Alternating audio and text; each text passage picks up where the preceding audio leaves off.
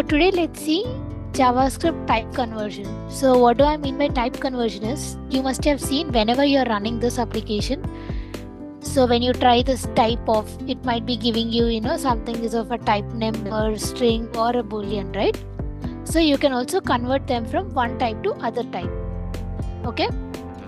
So I'll show you how we do that. But before that, we'll have to remember a few things. In JavaScript, considered as false. So apart from this, in JavaScript, any null, zero, undefined, all of these will convert to false.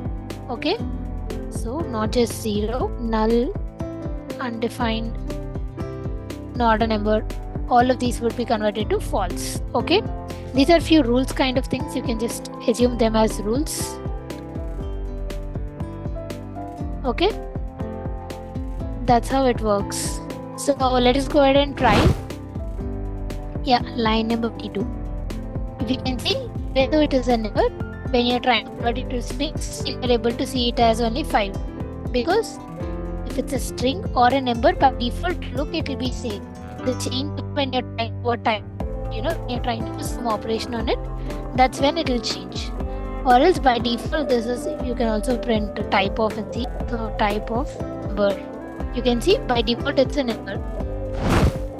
After you're trying to, so just take one number or anything, convert it to a string and a boolean, and whatever you have converted into string and boolean, try reconverting it to a number and see what is the output. So just like I did a string conversion of a number, right? I just wanted you to convert into the boolean as well. Okay, let me quickly show that. So this is our number and this is the string conversion.